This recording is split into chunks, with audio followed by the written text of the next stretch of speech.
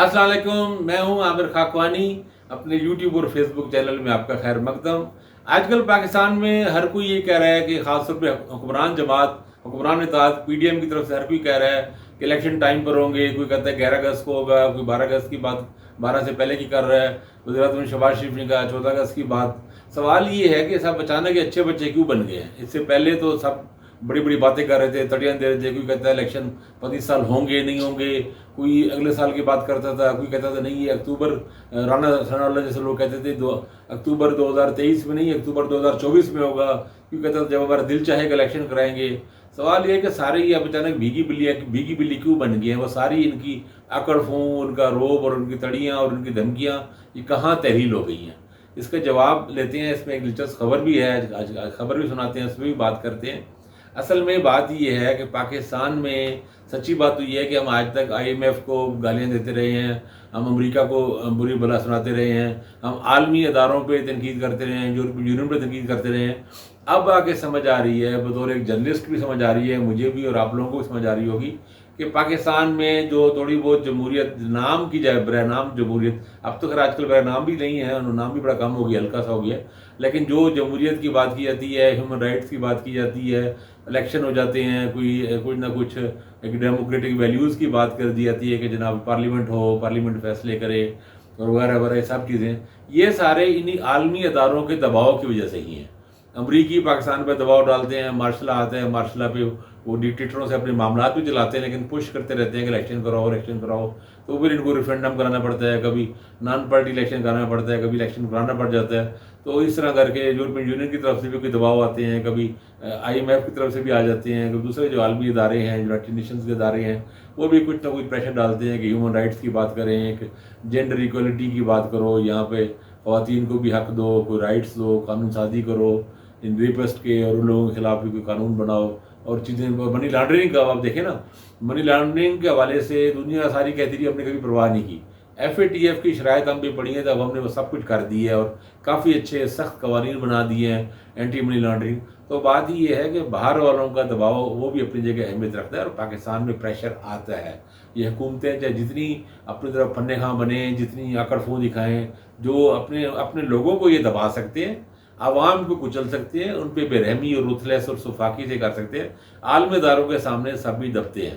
तो पाकिस्तान में इलेक्शन की मैं बात करता हूँ, उससे पहले दिलचस्प खबर, मारूफ सहाफ़ी हामिद मीर ने अपने कॉलम में एक बात की, उन्होंने कॉलम लिखा, उसमें उन्होंने इंसाफ किया।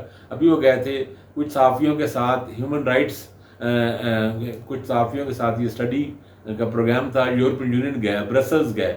वहाँ से एक सहाफ़ी ने, मैंने पहले व्लॉग भी किया था, कामल यूसुफ एक जर्नलिस्ट हैं, एंकर हैं और व्लॉगर हैं, उन्होंने एक व्लॉग किया था, इसको बताया था कि यूरोपियन यूनियन अपनी डेलीगेशन इस साल नहीं भेज रही क्योंकि उनको इन्वाइट ही नहीं किया गया। तो उस पर यहाँ पे रिएक्शन आया और मुस्लिम नून के एक लीडर ने ट्वीट कर दिया कि उसमें उन्होंने कहा कि यूरोपियन यूनियन इस तरह का साजबाज का और एक साजिशी थ्योरी से बना दी। उस पर ज़ाहिर तकीद हुई, रिएक्शन भी आया। नुसरत जावेद साहब जर्नलिस्ट हैं, अपने सीनियर जर्नलिस्ट एंकर हैं, उन्होंने भी इस पर कॉलम लिखा। तो हामिद मीर सर ने अपने कॉलम में अपनी चीज़ों को जवाब दिया और उसमें उन्होंने एक इंसाफ किया, दिलचस्प इंसाफ किया। उन्होंने कहा कि यूरोपीय यूनियन, मैंने पहले जिक्र किया था माइकल गैलर का, जो सीनियर रुकने पार्लियामेंट हैं यूरोपियन यूनियन के, और जो 3 डेलीगेशन आए थे 2008 में, 13 में, 18 में, उनके वो सरबराह रहे इलेक्शन ऑब्जर्व करने वाले, उन्होंने ये बताया था कि जब डेलीगेशन नहीं आ रहा।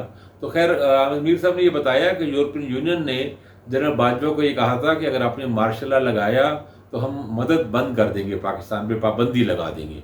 और उन्होंने वादे किया कि अमरीकी तो फिर भी मार्शल लॉ लग जाए पाकिस्तान में या किसी मुल्क में तो अपने मफादात के तहत, अपने मकासद के तहत डिक्टेटरों से मामला तय कर लेते, लेकिन यूरोपियन यूनियन ऐसा नहीं करेगा। यूरोपियन यूनियन की सियासी अखलाकियात ज़्यादा मजबूत और ज़्यादा उनके लिए अहम है।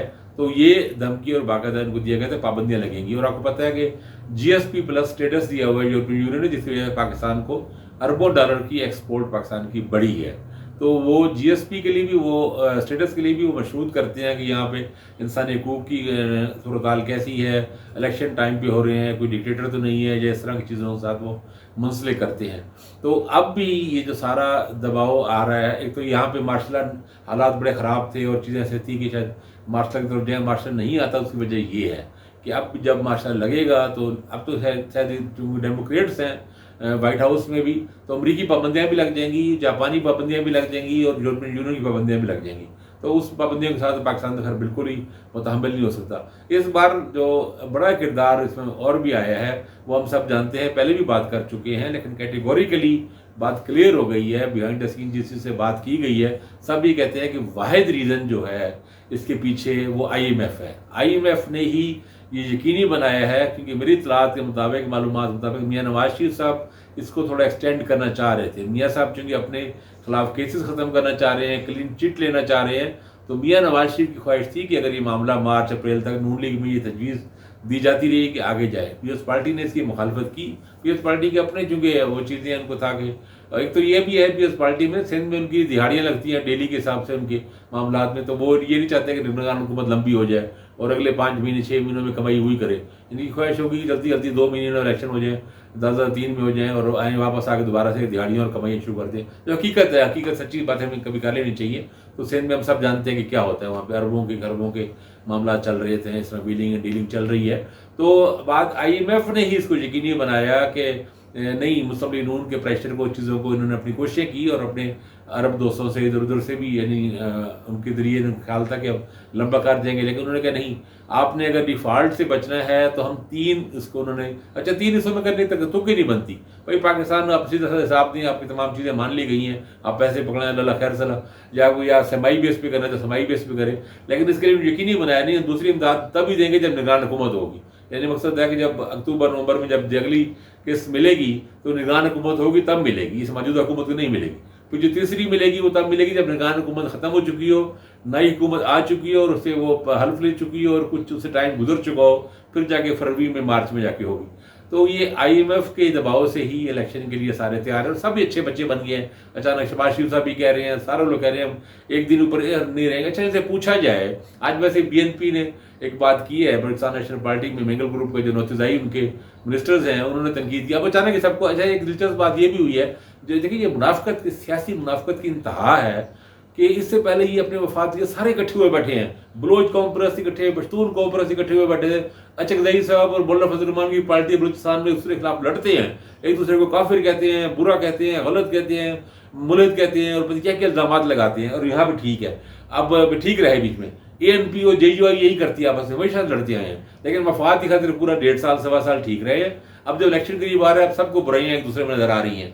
अब नौतजाई साहब ने कहा, देखिए जी इन्होंने बड़ी ज्यादती की, इन्होंने मुलाकात फजल रहमान के दराज ठीक था, इन्होंने किसी को लिफ्ट नहीं कराई और नवाज शरीफ और रफ्तार आपस में मिलकर सारे मामले तय कर रहे हैं। और लेकिन एक बात उन्होंने मजे की नौतजाई साहब ने, उन्होंने कहा भाई 1 दिन पहले या 2 दिन पहले असेंबली डिसॉल्व करनी क्या तुक है। उन्होंने कहा इतने 1.5 साल में कुछ नहीं होते कि महीने में कौन सा तीर मार लेंगे। बिल्कुल बात तो बिल्कुल ठीक है, सच्ची बात है। जब 12 अगस्त को असेंबली पूरी हो, मदद पूरी हो रही है, मदद पूरी हो उसके बाद 2 महीने में इलेक्शन हो जाए खर्च अक्टूबर में, ये 1 दिन पहले ड्रामाबाजी करने का तुक है। और ये जो आइन में जो रखी गई थी शेख, वो ये तो कतई इसके रहा था, उनका मदद आइन बनाने वाले का मंशा ये तो था ही नहीं कि 1 दिन या 2 दिन या 4 दिन पहले ड्रामा करे, 1 महीने के लिए लंबी और निगरान हुकूमत 1 महीने और मिल जाए। उनका तो था कि अगर असेंबली किसी वजह से डिजॉल्व हुई, जिस तरह अब पंजाब और सिंध के KP की हुई थी, तब 60 दिनों में हो जाए। खैर अब ये 90 दिन में के लिए जा रहे हैं और 90 दिन में अब इसको यकीनी बनाया गया है, आलमी इदारे भी इस पर यकीनी बना रहे हैं कि निगरान हुकूमत भी लंबी ना हो। इसका मतलब है कि फाइनली अब हम बिल्कुल इस पर यकसू हो चुके हैं, क्लियर हो चुकी हैं कि नवंबर के फर्स्ट वीक में या कह लें पहले अशरे में कोई जाके इलेक्शन की कोई डेट आएगी और उसमें बाद जाके नई हुकूमत आएगी। अब इसका मतलब ये है कि अगस्त में निगरान हुकूमत बन जानी है, अगस्त में 10 अगस्त तक, शायद 10-11 अगस्त तक, 8 अगस्त तक इसकी जो मुख्तलिफ डेट्स आ रही हैं, निगरान हुकूमत बन जानी है। निगरान हुकूमत बन जाने का मकसद ये है, इसमें अहम बात यह है कि अब इमरान खान के खिलाफ कार्रवाइयों का जो उन्होंने प्लान बनाए हुए हैं उसको एग्जीक्यूट करने के लिए भी टाइम अब तेज़ हो जाएगा। अब ये सारी चीज़ें अब हम अगले किसी में बात करेंगे कि खान साहब के खिलाफ क्या क्या प्लान बन रहे हैं और किस तरह इसको काउंटर किया जा सकता है और PTI के लिए क्या सोच रहे हैं इस पर। तो अपना ख्याल रखिएगा, अगले व्लॉग भी मिलते हैं इंशाल्लाह। अल्लाह हाफिज़।